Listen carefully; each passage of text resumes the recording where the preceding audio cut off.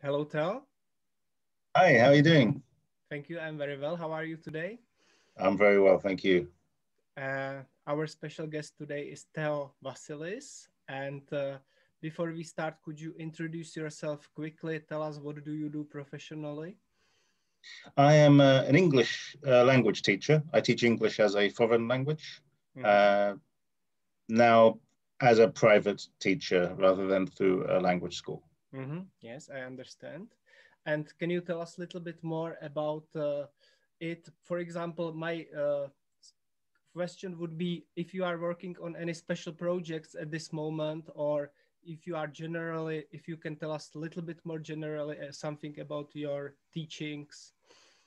Mhm. Well, when I first began teaching in Prague, I was teaching partly through a language school, which means that I was traveling to different companies and Mhm. businesses, teaching English to individuals and groups. So these were obviously clients of the language school. Some are very big businesses, some small businesses.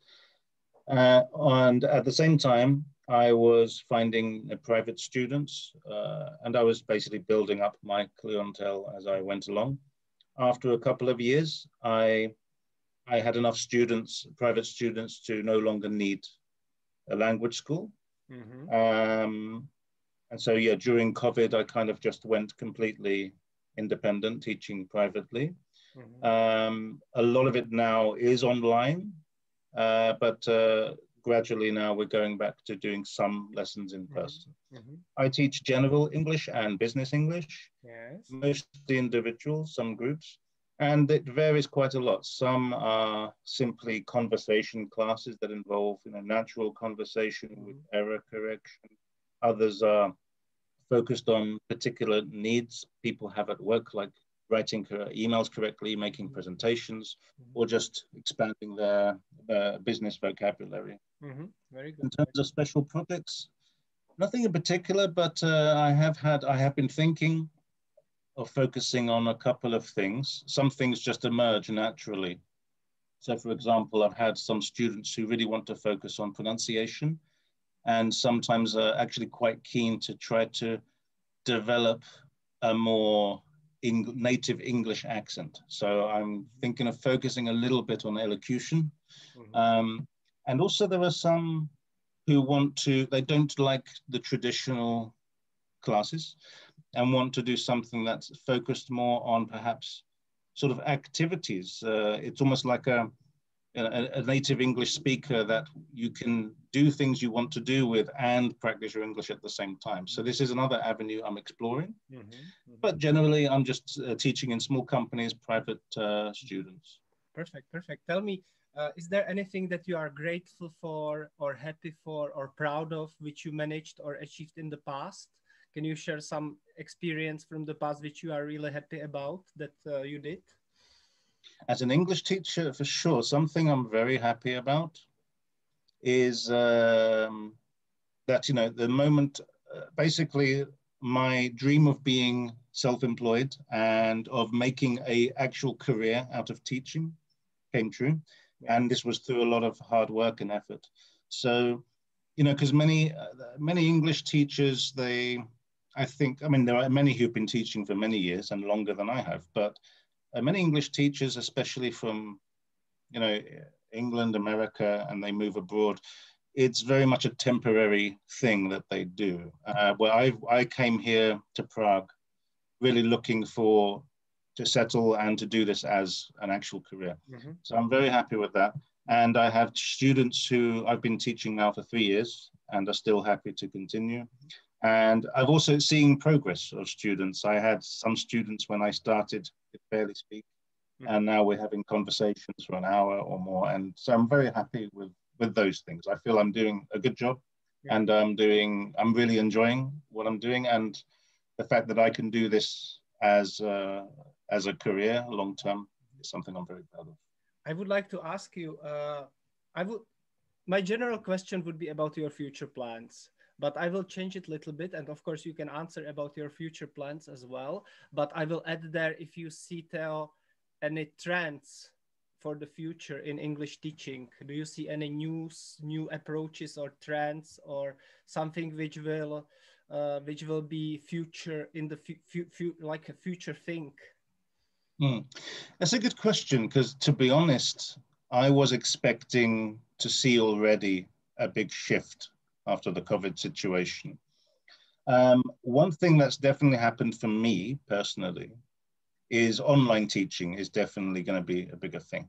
And what was surprising about that is, first of all, I didn't realize that it was quite such a new idea for so many people. I thought many people were doing this already, but not as many as I expected. Also, I had many students who were very reluctant, unwilling to do online teaching, but they agreed to try it. And they loved it so much, they don't want to go back to normal. So the convenience of it, it means that I think many students will remain online. So I was expecting after COVID, then most of my students will go back to being in person, but they don't want to. So I think online teaching will be a big thing. But in terms of like methodology or ways of doing things, I'm not aware of seeing any real difference. I think in my case, I think one reason my students are happy to continue online is that my style of teaching online is no different to doing it in person. So for me, that's been a big advantage. But I don't know, like the future of language schools, whether anything's going to change in terms of the way things are done, or if online teaching is going to affect the way things are done. I'm not seeing any real change at the moment. Yes, I understand. My next question is to lighten up a little bit our conversation. Do you have any hobbies personally? I have many. Can you share with us a couple of them? Yeah, well, too many hobbies. The problem is I can't keep up with all of them. So I guess my main hobbies would be tennis, playing tennis, and playing guitar.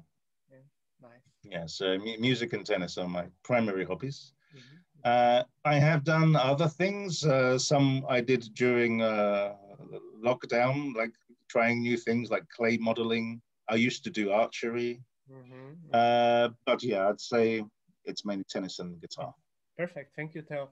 I would like to encourage all the listeners, write down under this video, and Theo will be very happy to answer all your questions.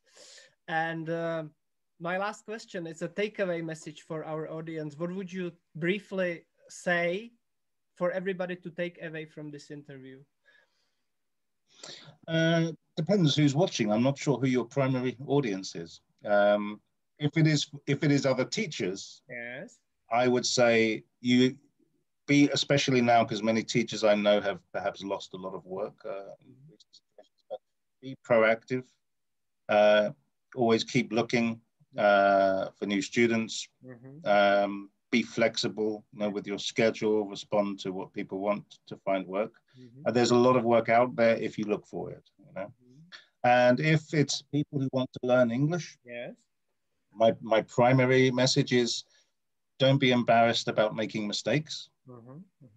You're not no one is expecting you to speak like an English person. Even English people make mistakes as well. And yeah, mistakes is part of the learning process. And yeah, just if you want to approach a teacher, you want some help, find a person that you think you can be comfortable learning with, that you can use English with on a daily basis. And also don't expect too much too soon, because if you're just doing 1 hour a week with a teacher, you can't expect huge amounts of progress. It depends on how much you're doing outside of that time as well. Yes, definitely. Thank you very much, and good luck, Theo. You're very welcome. Thank you very much. Theo Vasilis. Bye-bye.